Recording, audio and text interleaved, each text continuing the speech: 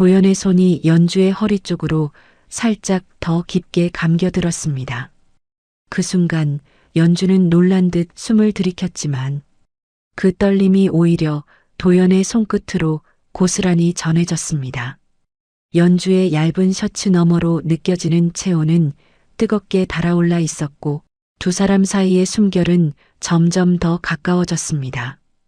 연주의 호흡은 잦아들지 못하고 거칠게 흔들렸고 도연은 그녀의 목덜미 가까이 얼굴을 기울여 말 한마디 없이 따뜻한 숨을 불어넣었습니다. 그 짧은 순간 두 사람 모두 더 이상 마음을 숨길 수 없다는 걸 분명하게 느끼고 있었지요.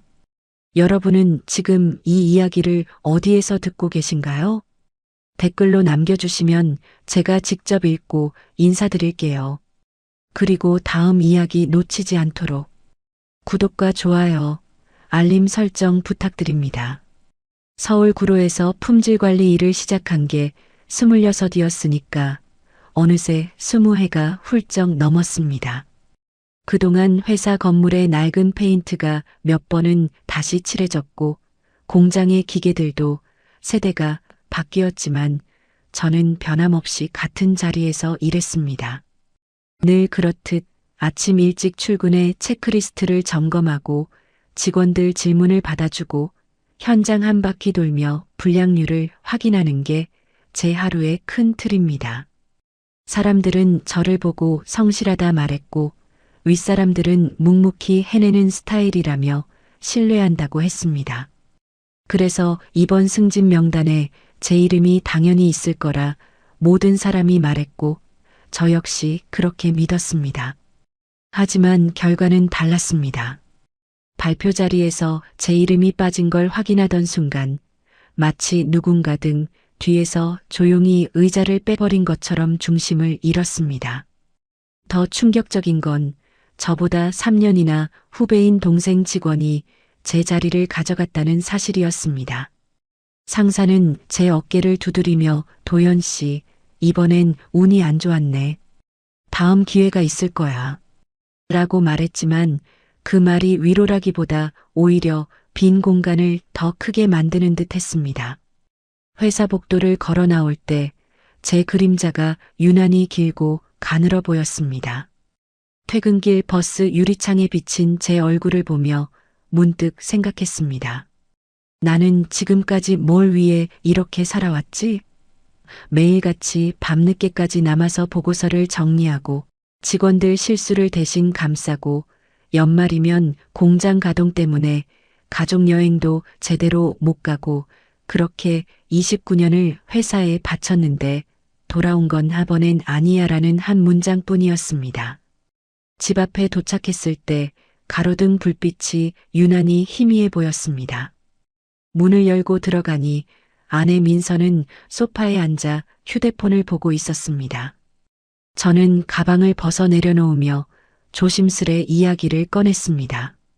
민서, 오늘 승진 발표 났어. 응? 아, 그래. 화면에서 눈을 떼지도 않은 채 툭 던지는 대답. 그 말투가 어쩐지 낯설게 느껴졌습니다.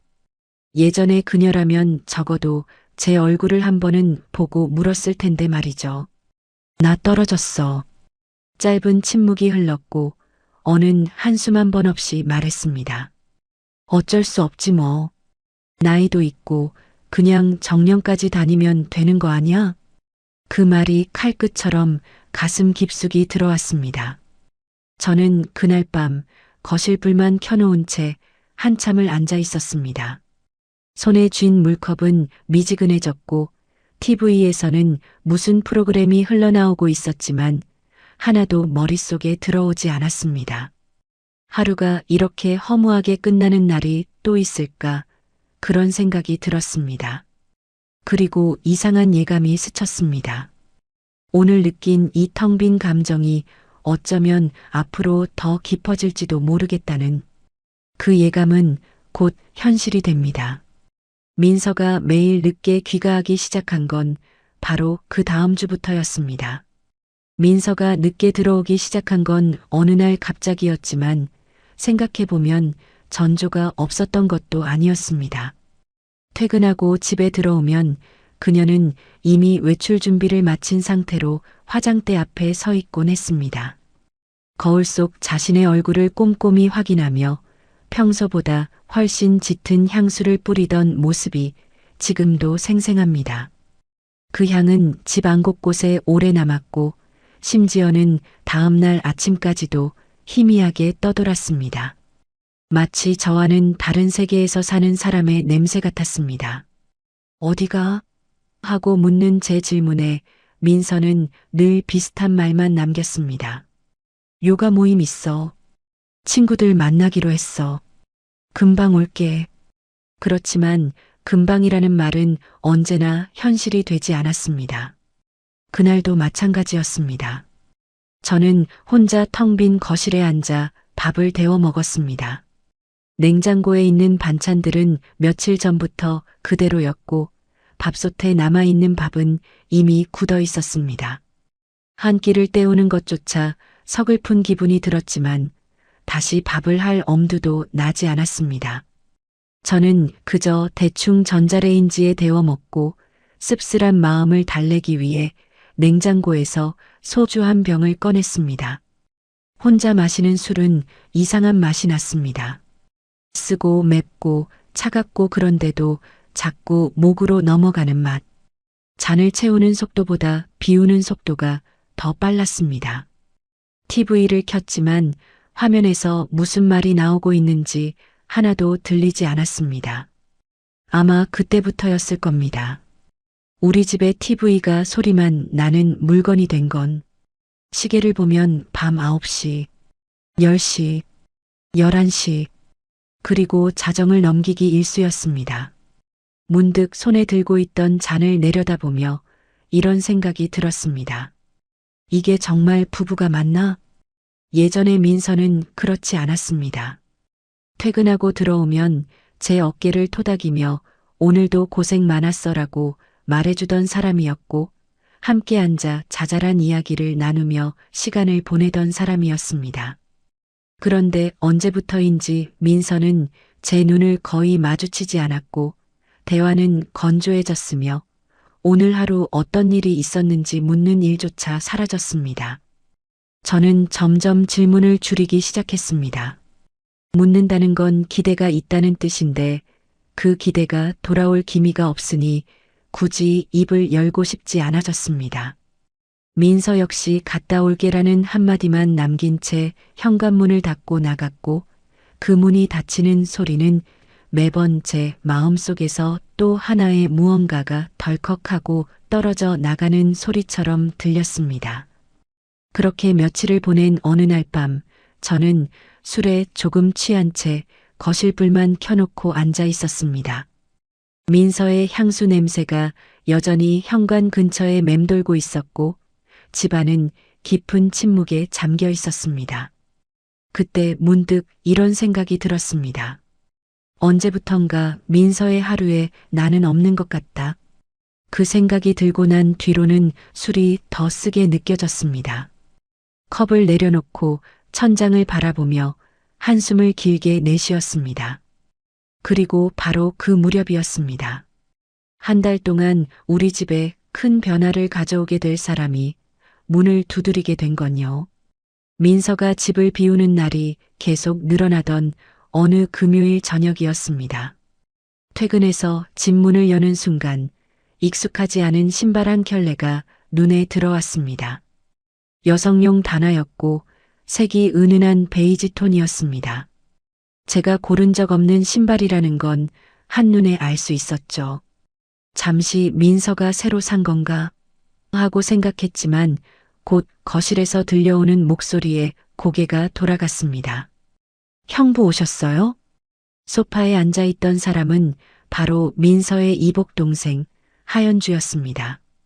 오랜만에 보는 얼굴이었습니다. 명절이나 가족 모임에서 간간히 봤던 정도라 낯설진 않았지만 이렇게 우리 집 거실에 단둘이 있는 모습은 어쩐지 어색했습니다. 연주 씨, 웬일이에요? 제가 묻자 연주는 쑥스러운 듯 손을 모으며 말했습니다. 공방 공사 때문에 한 달 정도 집을 비워야 해서요. 언니가 여기서 지내라고 해서. 말끝을 흐리며 눈치를 살피는 모습이 오히려 더 미안해 보였습니다. 그에 비해 민서의 표정은 밝지 않았습니다. 오히려 억지로 받아준 사람처럼 딱딱했습니다. 어쩔 수 없이 받아준 거니까 너무 오래 있지 말고 조용히 지내. 알았지?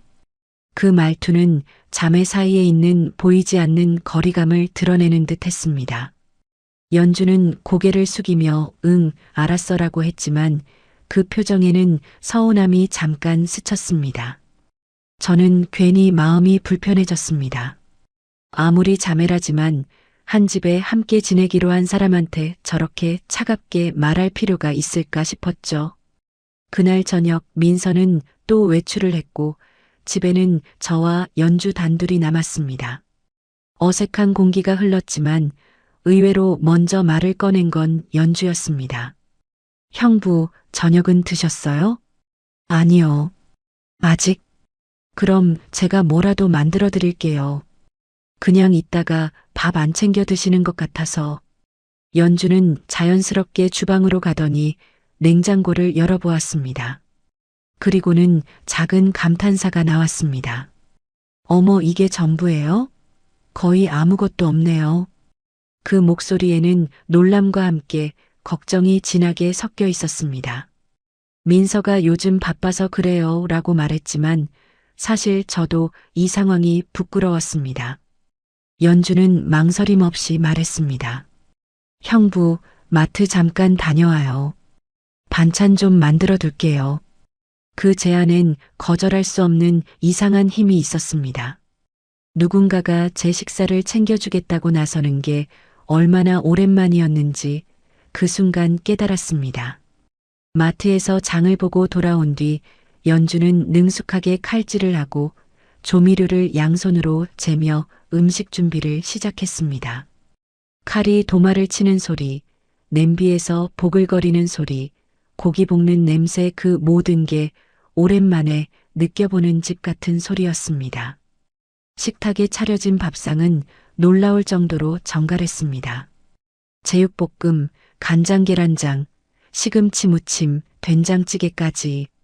형부 드세요. 많이 드셔야 해요. 그 말에 젓가락을 드는 순간 왠지 모르게 목이 뜨거워졌습니다.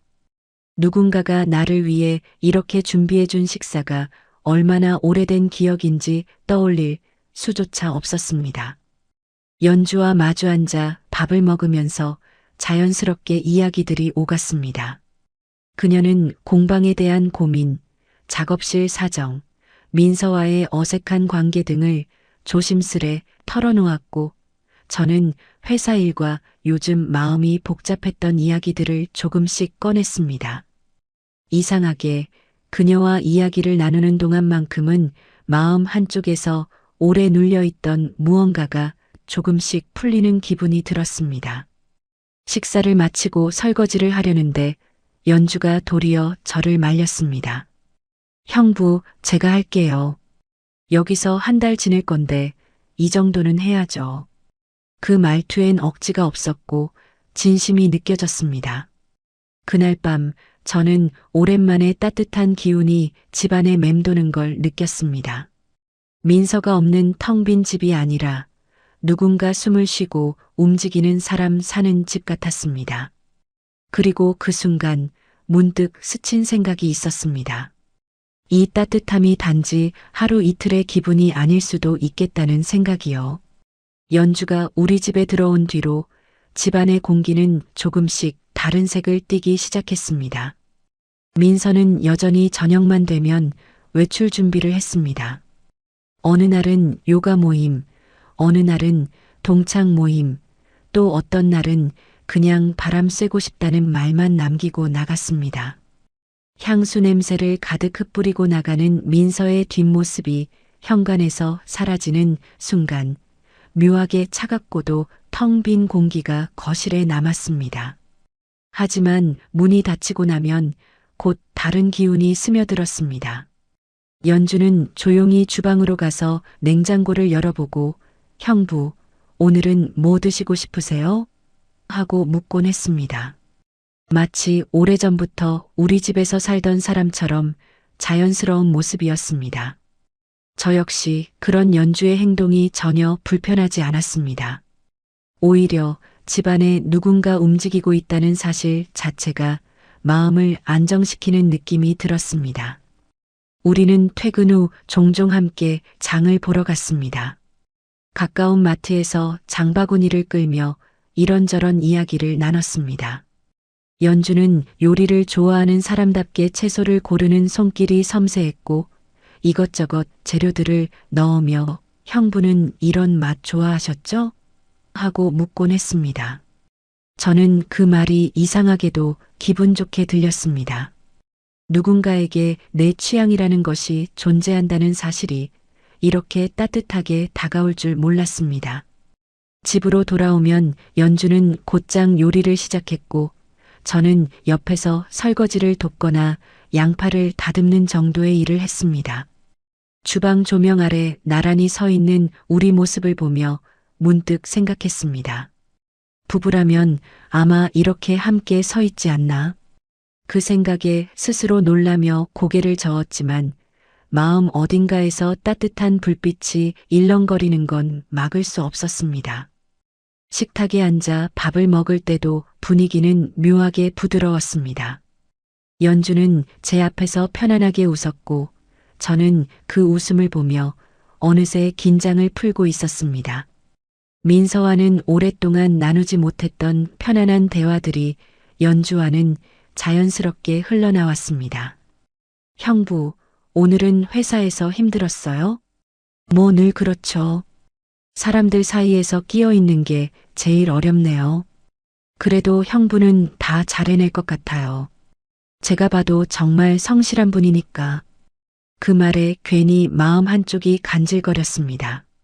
누군가에게 인정받는 기분이 이렇게 오랜만이라니 스스로도 놀라웠습니다.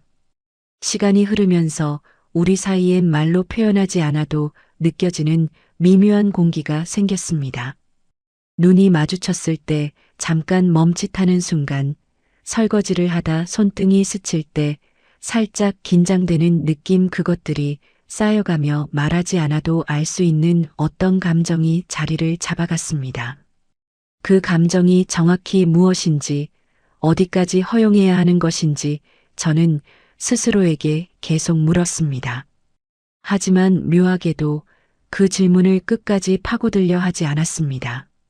알고 싶으면서도 알고 싶지 않은 감정. 가까워지는 게 두렵지만 멀어지는 건 더 싫은 감정. 결국 어느 날 밤 연주가 만든 된장찌개 냄새가 집안을 가득 채운 그 순간 문득 깨달았습니다. 민서가 비워놓은 자리를 연주가 조용히 채워주고 있구나. 저는 그 사실을 부정할 수도 확신할 수도 없었습니다. 다만 한 가지는 분명했습니다. 우리 둘 사이에는 설명하기 힘든 긴장감이 분명히 피어나고 있다는 것. 그리고 그 긴장감은 곧 예상치 못한 순간에 더 큰 파동으로 번져가기 시작했습니다. 퇴근 후 씻어야겠다는 생각으로 욕실 앞에 서 있는데 안에서 들려오는 물소리가 멈췄습니다. 그리고 문이 스르륵 열리는 순간 저는 숨을 잠시 멈추고 말았습니다. 연주가 젖은 머리를 수건으로 부드럽게 눌러 닦으며 나오고 있었기 때문입니다. 몸에 가볍게 걸친 홈웨어는 물기를 머금은 듯 자연스럽게 흐르고 있었고 그 아래로 어렴풋하게 드러나는 선들이 조명을 받아 윤곽만 희미하게 보였습니다. 연주는 아무렇지 않게 형부 먼저 씻으세요 하고 말했지만 저는 대답이 쉽게 나오지 않았습니다. 순간적으로 가슴이 두근거렸고 한순간에 온몸의 온도가 미묘하게 달라지는 느낌이 들었습니다. 그 감각이 너무 분명해서 도망치듯 고개를 숙여 시선을 피했습니다. 아, 네. 금방. 목소리가 제 것이 아닌 것처럼 떨렸습니다. 그녀는 제가 이상하게 반응한다는 걸 눈치챘는지 잠시 제 얼굴을 바라보았지만 아무 말 없이 거실 쪽으로 걸어갔습니다. 그 몇 걸음의 여운마저 어쩐지 길게 느껴졌습니다. 저는 욕실로 들어오자마자 문을 닫고 깊게 숨을 들이마셨습니다.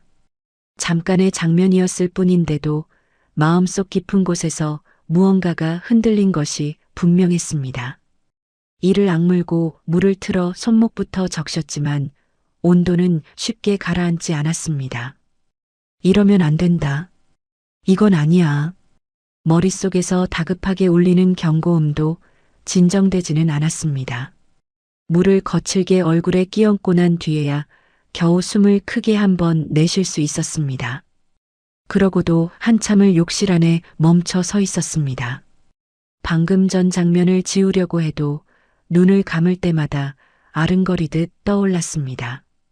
겨우 마음을 다잡고 문을 열고 나오니 연주는 아무렇지 않게 주방에서 컵을 꺼내고 있었습니다. 그 자연스러움이 오히려 더 낯설게 느껴졌습니다. 형부, 차 드실래요? 평범한 말이었지만 저는 이상하게도 말문이 턱 막혔습니다. 네, 주세요. 연주는 고개를 끄덕이며 컵을 놓았고 저는 그녀 옆을 스쳐 지나가며 잠시 숨을 고르듯 조용히 앉았습니다. 거실의 공기는 어느 때보다 묵직했습니다.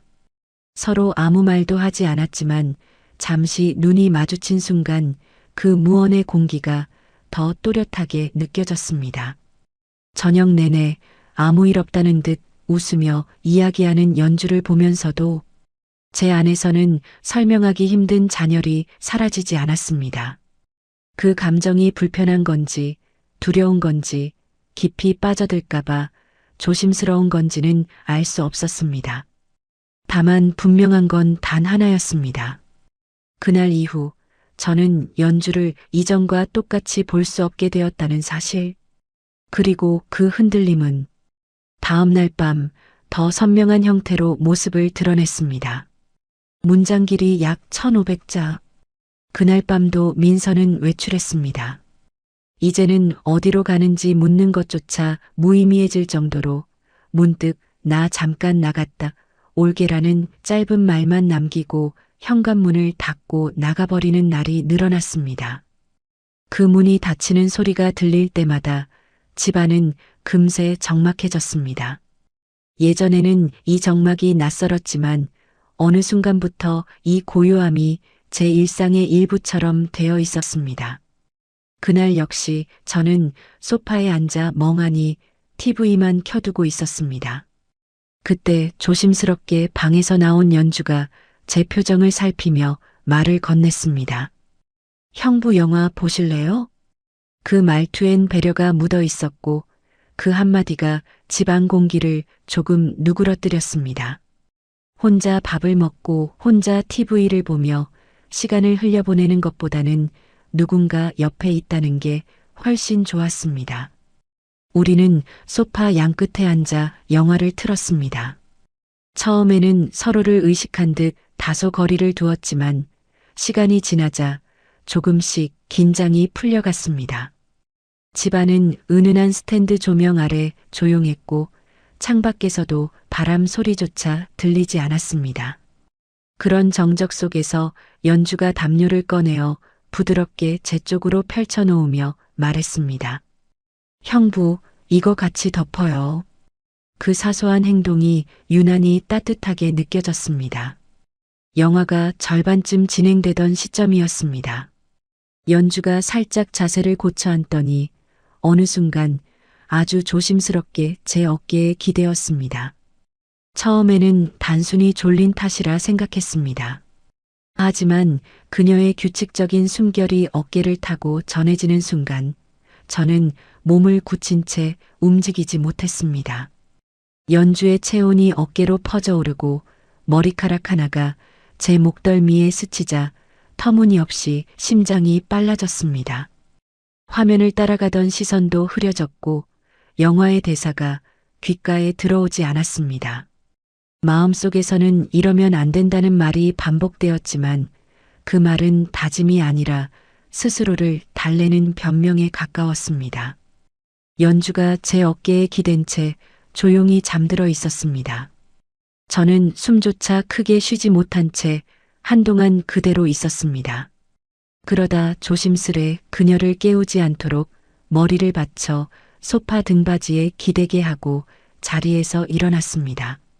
주방으로 걸어가며 길게 숨을 내쉬었습니다. 어깨 위에 남아있는 체온이 쉽게 사라지지 않았습니다. 그날 밤 침대에 누워도 눈을 감는 순간 연주가 제 어깨 위에서 잠들어 있던 모습이 떠올랐습니다. 설명하기 힘든 감정이 가슴 한가운데에 걸린 듯했고 이 감정이 단순한 외로움 때문만은 아니라는 것을 깨닫고 나니 마음이 더 복잡해졌습니다. 저는 알고 있었습니다. 이 흔들림이 앞으로 어떤 방향으로 흘러갈지 곧 분명해질 것이라는 걸요. 그리고 그 예감은 며칠 뒤 곧바로 현실이 되었습니다. 민서가 잃어버렸다고 한 휴대전화를 찾으러 강원 횡성까지 향했던 그날. 저는 제 삶이 완전히 뒤틀려 버리는 순간을 마주하게 되었습니다. 민서에게서 전화가 온 건 평일 오후였습니다. 숨이 조금 가빠진 목소리로 오빠, 나 휴대폰 잃어버렸어. 집에 혹시 있나 좀 봐줘라고 말하더군요. 집안을 둘러봤지만 보이지 않는다고 하자 잠시 침묵이 흘렀습니다. 그리고 민서는 무심한 듯 말했습니다. 나 지금 횡성에 와 있는데 오빠가 좀 가져다 줄 수 있어? 중요한 연락이 많아서 그래. 평소 같으면 무엇 때문에 갑자기 강원도까지 간 건지 묻고 싶었지만 민서는 이미 답하지 않을 걸 알았습니다. 저는 결국 깊게 숨을 들이쉰 뒤 차 키를 들었고 그렇게 횡성으로 향하게 되었습니다. 서울에서 횡성까지 내려가는 길은 생각보다 길고 버거웠습니다. 고속도로를 달리며 문득 떠오른 건 민서의 무표정한 얼굴과 요즘 들어 유난히 집을 비우는 그녀의 뒷모습이었습니다. 왠지 모르게 마음 한구석이 계속 불편했습니다. 하지만 그래도 아내니까라는 생각으로 스스로를 설득하며 차를 몰았습니다. 3시간 가까이 달려 도착한 곳은 민서가 말한 워크숍 장소와는 완전히 다른 풍경의 펜션 단지였습니다. 요가나 모임 같은 느낌은 전혀 없었고 펜션 주변은 조용했습니다. 주변을 둘러봐도 지극히 사적인 휴양 공간일 뿐이었습니다. 저는 찜찜함을 떨쳐내지 못한 채 민서에게 전화를 걸었지만 받지 않았습니다. 다시 걸어도 같은 상황이 반복되었습니다. 그때였습니다. 펜션 건물 뒤편에서 말소리와 웃음소리가 들려왔습니다. 저는 핸드폰을 쥔 손을 내려놓고 천천히 그 소리가 들리는 곳으로 발을 옮겼습니다. 조명이 희미하게 켜진 펜션 옆 그림자 2개가 겹쳐져 있었습니다. 한 사람은 민서였습니다. 그리고 그녀의 허리를 붙잡고 있는 낯선 남자. 탄탄한 체격의 젊은 얼굴, 20대 후반쯤 되어 보였습니다. 두 사람은 서로의 몸을 아주 자연스럽게 붙이고 있었습니다. 민서의 목 근처로 남자가 얼굴을 들이대자 민서는 제가 들어본 적 없는 숨소리로 웃었습니다. 저는 발걸음을 멈춘 채 서 있었습니다. 진우야, 너무 밖에서 이러지 마. 누가 보면 어쩌려고. 누나, 어차피 여기 사람도 없는데요. 얼른 들어가요. 기다렸잖아요.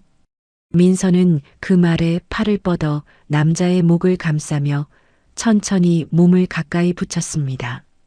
그렇게 두 사람은 서로의 손길을 스스럼 없이 주고받으며 펜션 입구 쪽으로 걸어갔습니다. 저는 그 장면을 바라보며 숨이 멎는 듯한 충격을 받았습니다. 손에 들고 있던 민서의 휴대폰이 바닥에 떨어졌지만 주울 생각조차 하지 못했습니다. 마치 제 다리 아래의 땅이 꺼져버린 듯 몸이 휘청거렸습니다. 민서가 문 안으로 사라지자 그제야 저는 간신히 숨을 들이켰습니다. 하지만 그 공기는 차갑고 텁텁했습니다. 가슴 한가운데가 텅 비어버린 듯했고 손끝이 떨렸습니다. 얼마나 그 자리에서 서 있었는지 알 수 없었습니다. 정신을 차려보니 어느새 차 안으로 돌아와 있었고 시야는 흐릿했습니다.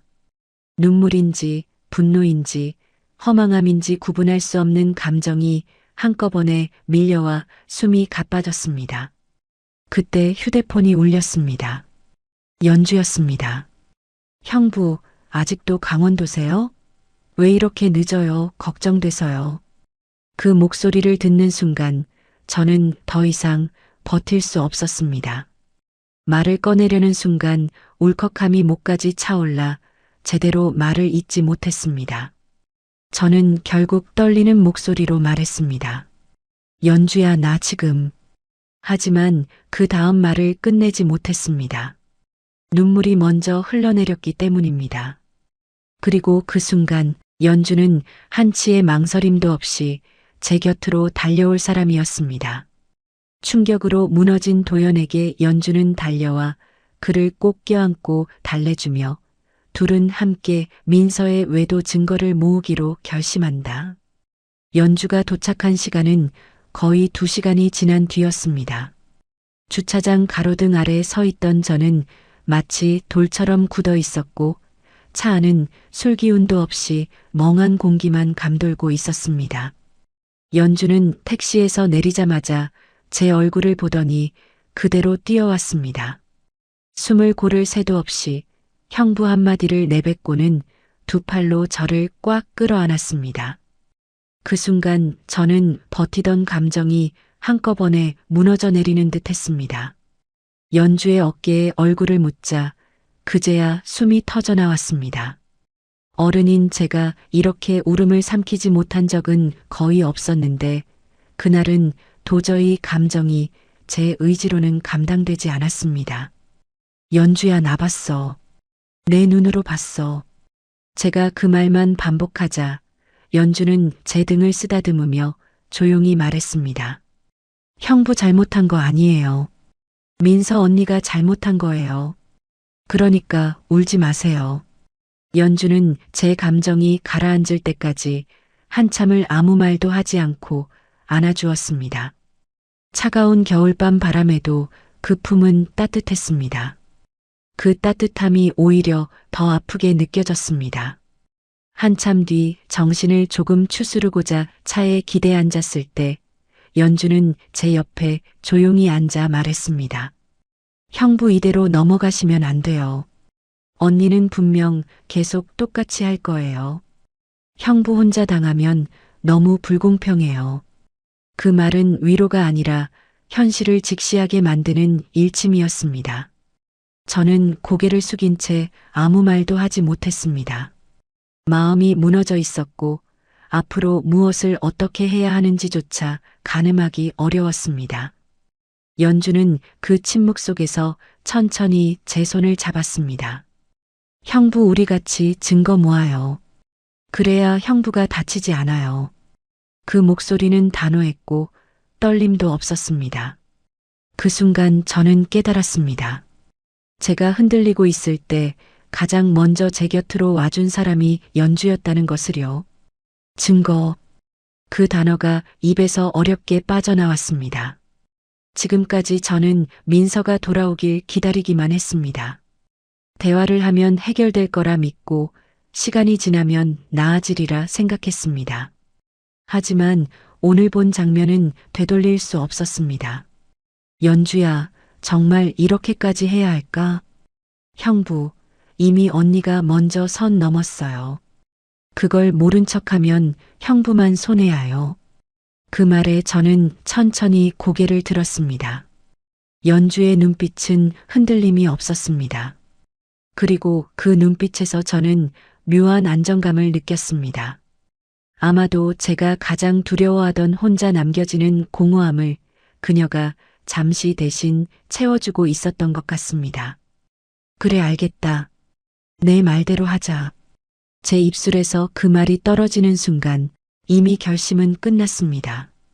연주는 단숨에 계획을 세우기 시작했습니다. 형부, 우선 카드 내역부터 볼게요. 언니가 같은 카드 쓰니까 흔적 많이 남아있을 거예요. 그리고 언니 요즘 자주 가는 데 있죠? 헬스장이랑 주말마다 나간다는 모임 장소들. 거기도 확인해 봐야 할 것 같아요. 그동안 저는 민서의 행동을 그저 방관했습니다. 하지만 연주가 하나하나 짚어주는 걸 들으며 제가 놓쳐왔던 것들이 얼마나 많았는지 비로소 깨달았습니다. 그리고 연주는 잠시 말을 고르고 제게 시선을 맞추었습니다. 형부 혼자 보면 마음 더 무너져요. 그러니까 제가 같이 할게요. 옆에 있을게요. 그 말에 마음속에서 또다시 울컥함이 밀려왔습니다. 연주는 손을 놓지 않았고 그 작은 손이 제 마음 한가운데에 닿아 있었습니다. 그날 밤 우리는 서울로 돌아오는 차 안에서 긴 대화를 나눴습니다. 어떻게 증거를 모을지, 무엇부터 정리해야 할지, 그리고 제가 어떤 마음으로 앞으로를 준비해야 하는지. 조수석에 앉아 창밖을 보던 연주는 조용히 말했습니다. 형부 이제 시작이에요. 우리가 제대로 잡아야 해요. 그래야 형부가 다시 무너지지 않아요. 그 말이 어쩐지 든든하게 들렸습니다. 그리고 동시에 이제 정말 돌아갈 수 없는 길 위에 서 있다는 걸 실감했습니다. 이제 남은 건 민서의 외도를 명확하게 밝히는 것뿐이었습니다. 모텔 출입 사진, 펜션 기록, 카드 내역, 은밀한 메시지까지 확보하자 도연은 결혼이 이미 돌아갈 수 없는 지점에 도달했음을 확신한다. 민서의 외도 증거를 모으는 일은 생각보다 훨씬 빠르게 진행되었습니다. 제가 마음을 단단히 먹고 움직이기 시작하자 그동안 보이지 않던 조각들이 하나둘씩 제 눈에 들어오기 시작했습니다. 가장 먼저 확인한 건 카드 내역이었습니다. 민서는 평소 제 카드를 자주 사용했습니다. 생활비라는 명목이었지만 사용 내역을 꼼꼼히 들여다보니 생활비와는 무관한 지출이 여러 번 찍혀 있었습니다. 강원 지역 외식 결제, 근교 펜션 예약, 헬스장 근처 카페 결제, 날짜와 시간대까지 맞춰보니 그중 상당수가 민서가 잠깐 나갔다 올게라고 말했던 날과 고스란히 겹쳤습니다. 그 사실을 확인하는 순간 가슴 한쪽이 또다시 철렁 내려앉는 듯 했습니다. 하지만 이제는 슬픔보다 더 확실한 감정이 자리 잡고 있었습니다. 이건 끝났다. 그 생각이 조용히 하지만 아주 깊숙이 마음속에 내려앉았습니다. 이후 연주와 함께 CCTV 탐문을 시작했습니다. 모텔 근처, 헬스장 앞, 그리고 민서가 자주 들렀던 카페. 처음에는 나조차 내 행동이 믿기지 않을 정도로 머뭇거렸지만 증거의 조각들이 또렷하게 드러나자 상황은 더 이상 감정의 문제가 아니게 되었습니다. 하룻밤새 CCTV 파일 몇 개를 확보했고 그 안에는 민서와 그 젊은 트레이너가 서로 붙어 걷는 모습, 팔을 잡아 끄는 모습, 그리고 모텔로 함께 들어가는 장면까지 그대로 담겨 있었습니다. 연주는 그 영상을 보며 얼굴을 굳혔습니다. 저는 말없이 화면을 바라보았지만 어느 순간 눈이 뜨거워지는 걸 느꼈습니다. 29년의 결혼 생활 속에서 단 한 번도 상상하지 못했던 장면들이 제 눈앞에서 반복되고 있었습니다. 형부 이제는 정말 확실하게 생각해야 해요. 연주의 목소리는 조용했습니다. 그 조용함이 오히려 제 마음을 단단하게 만들었습니다. 증거 수집의 마지막은 문자 메시지였습니다. 민서가 오랫동안 사용하던 클라우드 계정을 확인하는 순간 두 사람 사이에 오간 은밀한 대화들이 그대로 떠올랐습니다. 언니 왜 이렇게 늦어보고 싶은데? 조금만 기다려, 진우야. 오빠 자고 나가야 해서. 그날처럼 해줘요, 누나. 응, 알았어. 문장을 읽는 동안 손끝이 떨렸습니다. 그 떨림엔 분노보다 허망함이 더 크게 자리하고 있었습니다. 연주는 제 옆에서 메시지를 확인하더니 조용히 고개를 숙였습니다. 말을 꺼내기 어려웠던 건 아마 그녀도 저와 비슷한 충격 때문이었겠지요. 저는 천천히 휴대폰을 내려놓았습니다. 그리고 아주 길게 숨을 들이켰습니다. 마치 그동안 눌러왔던 감정이 모두 빠져나가는 것처럼 가슴이 텅 비었습니다. 그 순간 확신이 들었습니다. 이 결혼은 이미 돌아갈 수 없는 지점을 지나버렸다는 것을요. 민서가 아닌 제가 놓아야 할 시간이 된 것입니다. 더 이상 미련을 붙잡는 건 상처만 늘릴 뿐이라는 걸 이제야 제대로 깨달았습니다. 연주는 제 옆에서 조용히 말했습니다. 형부 이제 얘기해야 해요. 언니한테. 저는 고개를 끄덕였습니다. 이제 피할 수 없다는 걸 알고 있었고 저 자신도 이 결혼을 마무리해야 한다는 사실을 받아들일 준비가 되어 있었습니다. 하지만 한 가지 예상하지 못한 일이 기다리고 있었습니다. 증거를 모아 민서에게 내밀었을 때 그녀는 반성은커녕 전혀 다른 방향으로 나를 세우기 시작했던 것입니다. 증거를 내밀자 민서는 오히려 도연과 연주를 의심하며 히스테리하게 몰아세우지만 도연은 이미 이혼을 선언하며 연주에게 마음이 있음을 솔직하게 털어놓는다. 민서를 마주한 건 주말 저녁이었습니다. 증거들을 모두 모은 뒤에도 저는 며칠 동안 말을 꺼내지 못했습니다. 하지만 더 늦추면 안 된다는 걸 느꼈습니다. 연주의 조언도 있었고 무엇보다 제 마음이 이미 한계에 다다라 있었습니다.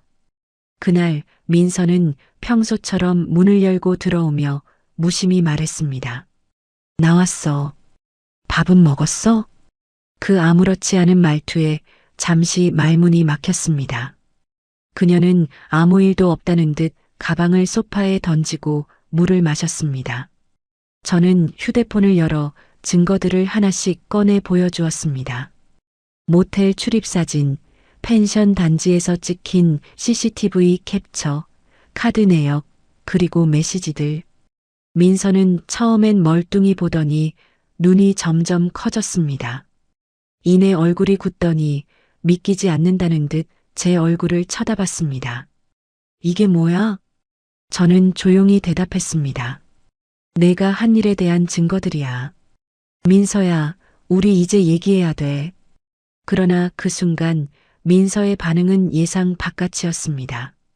반성이나 두려움 따위는 단 한 점도 없었습니다. 오히려 목소리를 높이며 소리쳤습니다. 이걸 어떻게 갖고 왔는데? 내가? 아니면 연주? 그녀는 갑자기 제게 다가와 얼굴을 들이밀더니 말을 쏟아냈습니다. 둘이 뭐 있는 거 아니야? 맨날 집에 붙어 있고 내가 조금만 늦어도 둘이 같이 있고 뭐야? 너네 둘이 원래 그런 사이야? 그 말에 저는 순간 숨이 멎는 듯 했습니다. 증거를 보고도 자신의 잘못을 인정하기는커녕 오히려 저와 연주를 의심하며 몰아세우는 모습은 더 이상 이 결혼을 이어갈 이유를 찾을 수 없게 만들었습니다. 민서는 계속 소리쳤습니다. 그러니까 이 난리를 치는 거지. 내가 딴 여자 생겼으니까. 그래서 꼬투리 잡으려고 뒤지고 다닌 거 아니야? 연주랑 그렇지? 그치? 말은 점점 히스테릭해지고 감정은 통제되지 않게 흔들리고 있었습니다. 저는 그 모든 소리를 조용히 듣고 서 있었습니다. 그리고 마음속에 오래 눌려있던 마지막 선이 스르륵 끊어지는 걸 느꼈습니다. 이 결혼은 이미 끝났다는 사실. 저는 천천히 숨을 들이켰습니다. 그리고 단호하게 말했습니다. 민서야, 나 이혼하자. 민서는 순간 말을 멈추고 저를 바라보았습니다. 처음으로 표정에서 당황이 보였습니다. 하지만 저는 더 이상 흔들리지 않았습니다. 너와는 여기까지가 한계야. 내가 먼저 우리 관계를 무너뜨렸어. 나는 이제 그 사실을 인정하려고. 민서는 눈을 크게 뜨고 소리쳤습니다. 그래, 결국 그렇게 가겠다는 거야? 연주 때문이지? 연주가 너한테 뭐라 그랬어? 내가 어떤 여자인지 헐뜯었어? 저는 잠시 눈을 감고 생각을 정리한 뒤 조용히 말했습니다. 아니, 연주는 단 한 번도 너를 욕한 적 없어. 하지만 연주한테 마음이 생긴 건 사실이야. 민서는 한순간에 얼굴이 하얗게 질렸습니다. 그녀가 상상조차 하지 못했던 대답이었을 것입니다. 저는 이어 말했습니다. 내가 나를 떠난 순간부터 나는 혼자였어. 그리고 그 공백을 연주가 메워줬어. 민서는 털썩 소파에 주저앉았습니다. 더 이상 말도 나오지 않는 듯 입술만 달달 떨리고 있었습니다. 저는 마지막 말을 덧붙였습니다. 내가 무너뜨린 건 단순한 신뢰가 아니라 29년 동안 우리가 쌓아 올린 삶이었어. 그날 밤 민서는 끝까지 책임을 인정하지 않았고 오히려 저를 향한 분노와 의심만 키웠습니다. 하지만 저는 이미 결정을 내렸습니다. 이 결혼을 끝내겠다는 결심을. 그리고 며칠 뒤 민서는 결국 법적 절차를 피하지 못하게 됩니다. 결국 재판부는 민서의 지속적인 외도를 인정해 도연에게 유리한 판결을 내리고 29년의 결혼 생활은 깔끔하게 끝난다. 이혼 소송은 생각보다 길게 끌리지 않았습니다. 처음 변호사를 찾아갔을 때만 해도 마음 한쪽이 여전히 무겁고 복잡했습니다. 29년이라는 시간은 결코 짧지 않았고 그 세월 동안 쌓아온 정과 추억도 분명 있었습니다. 하지만 제가 본 것, 제가 모은 증거, 그리고 민서의 반응을 떠올릴 때마다 더는 미련을 둘 이유가 없다는 사실이 조금씩 선명해졌습니다. 재판 첫날, 재판부는 민서에게 질문을 던졌습니다. 피고는 원고가 제시한 외도 증거에 대해 인정하십니까? 민서는 차갑게 고개를 저었습니다. 저 사람이 이상한 거예요. 집착하는 거예요. 제가 뭘 했다고. 하지만 재판부 앞에 제출된 증거는 너무 명확했습니다. 모텔 출입 기록, CCTV 영상, 펜션 예약 내역, 클라우드에 남아있던 메시지들까지 그 모든 증거가 하나의 방향을 가리키고 있었습니다. 민서의 외도는 단순한 오해나 순간의 실수라고 말하기엔 너무나도 반복적이고 계획적이었습니다. 연주는 법정에 나오지 않았습니다. 그저 조용히 저를 격려하는 메시지를 보내줄 뿐이었습니다. 형부 잘하고 오세요. 짧은 문장이었지만 이상하게 그 한 줄이 더 큰 힘이 되었습니다. 민서의 변호인이 억지스러운 주장을 이어갈 때에도 저는 감정적으로 흔들리지 않고 사실만을 말했습니다. 29년 동안 어떻게 살아왔는지, 언제부터 민서가 집을 비우기 시작했는지, 결혼 생활 속에서 제가 느껴온 공허와 무력함이 어땠는지, 말을 할수록 제 마음 속에서도 더 이상 과거에 묶여 있을 이유가 없다는 확신이 깊어졌습니다. 그리고 마지막 재판이 열린 날, 재판부는 단호한 목소리로 판결문을 읽기 시작했습니다. 피고의 지속적인 외도 행위는 혼인 파탄의 주된 책임으로 인정된다. 원고의 정신적 실질적 피해를 감안해 이혼 청구는 원고의 손을 들어준다. 그 문장을 듣는 순간 어딘가에서 묶여있던 끈이 조용히 풀리는 듯 했습니다. 한 시대가 끝났다는 실감이 밀려왔습니다. 29년이라는 세월이 한순간에 사라지는 느낌은 아니었지만 그 세월을 얽어매고 있던 고통과 무게가 천천히 내려가는 감각이 있었습니다. 민서는 판결 직후 한마디도 하지 않았습니다.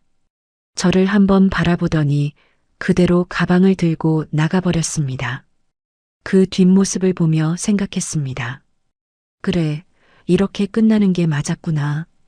분노도 원망도 미련도 이상하게 남지 않았습니다. 마치 오래 써서 낡아버린 책을 조용히 덮는 기분이었습니다. 법정을 나온 뒤 제게 가장 먼저 연락 온 사람은 연주였습니다. 형부 끝났어요? 그 메시지를 보는 순간 이상하게 손이 떨렸습니다. 그동안 버텨온 마음의 무게가 한꺼번에 내려가면서 저는 벤치에 앉아 오랜만에 깊은 숨을 들이켰습니다. 저는 연주에게 조용히 전화를 걸었습니다. 그녀가 놀란 듯 전화를 받자마자 말했습니다. 응, 끝났어. 모든 게. 연주는 잠시 말을 잇지 못했습니다. 그리고 아주 조심스럽게 묻는 듯 말했습니다. 형부 마음 이제 좀 괜찮아요? 그 질문이 왠지 더 울컥하게 만들었습니다. 저는 천천히 대답했습니다. 연주야, 이제 나도 내 삶을 다시 살아보고 싶어. 그 말은 어떤 선언이 아니라 스스로에게 건넨 새로운 시작의 다짐이었습니다. 그리고 그 시작엔 이미 연주의 따뜻한 그림자가 자리하고 있었습니다. 이혼 판결 이후 저는 한동안 집 근처 공원을 자주 걸었습니다. 이별의 감정은 생각보다 조용하게 찾아왔고 오히려 마음속엔 오래 묵은 먼지가 털려나간 듯한 후련함이 더 크게 자리했습니다. 하지만 그 빈자리 한편에는 설명하기 힘든 어색함도 있었습니다. 29년이라는 시간은 아무리 힘들었어도 제 삶의 큰 일부였으니까요. 그런데 그 공백을 쓸쓸하게 바라보던 저에게 가장 먼저 손을 내민 건 연주였습니다. 판결이 난 며칠 뒤 연주는 제가 좋아하던 따뜻한 율무차를 들고 찾아왔습니다. 그녀는 제가 말하기도 전에 제 표정을 읽어냈습니다. 형부 이제는 좀 웃어도 돼요. 그 다정한 말 한마디에 오래 잠겨있던 감정이 서서히 일어나기 시작했습니다. 우리는 조용히 산책을 했고 작은 카페에서 긴 대화를 나눴습니다. 서로 억눌러왔던 감정들, 그동안 말하지 못했던 고마움, 두려움, 그리고 위로. 그 시간들은 저를 다시 살아있는 사람으로 만들어 주었습니다. 그러던 어느 날 연주가 제게 아주 조심스럽게 말을 꺼냈습니다. 형부 아니, 이제 형부라고 안 불러도 되죠? 그 말에 저는 잠시 멈춰섰습니다. 연주의 눈은 흔들리지 않았습니다. 저는 조용히 고개를 끄덕였습니다. 그리고 그 순간 우리는 더 이상 과거의 관계에 머물러 있을 이유가 없다는 것을 동시에 깨달았습니다. 그날부터 우리는 서로를 연인으로 받아들이기 시작했습니다. 연주는 제 일상 속 작은 부분들까지 세심하게 살펴줬고 저 역시 그녀가 웃고 말하고 숨쉬는 모든 순간에 진심으로 따뜻함을 느꼈습니다. 처음에는 조심스러웠지만 시간이 흐를수록 우리는 서로에게서 오래 잊고 살았던 감정, 두 번째 인생이라는 말이 어울릴 정도의 새로운 설렘을 발견했습니다. 저는 어느 순간 깨달았습니다. 사람이 다시 사랑을 시작한다는 것은 잃어버린 청춘을 되찾는 일이 아니라 새로운 온도를 가진 하루를 맞이하는 일이라는 것을요. 연주는 제게 말했습니다. 우리 이제 진짜 행복해질 수 있어요. 그 말은 약속도 다짐도 아닌 그저 마음 깊은 곳에서 자연스럽게 흘러나온 진실이었습니다. 이렇게 제 삶은 다시 한번 방향을 틀었습니다. 한번 무너졌던 사람이라고 해서 끝나는 것이 아니라 올바른 손을 잡으면 다시 일어설 수 있다는 걸 저는 연주를 통해 깨달았습니다. 이 이야기를 끝까지 들어주신 여러분께도 말씀드리고 싶습니다. 혹시 지금 마음이 무겁거나 삶이 버거운 분들이 계신다면 새로운 시작은 생각보다 가까운 곳에서 조용히 기다리고 있을지도 모릅니다. 오늘 이야기가 조금이라도 위로가 되었다면 구독과 좋아요, 알림 설정으로 다음 이야기들도 함께 해주세요. 여러분의 생각과 느낌은 제게 큰 힘이 됩니다. 댓글로 여러분의 이야기와 마음도 남겨주세요. 저는 언제나 여러분의 목소리를 기다리고 있습니다.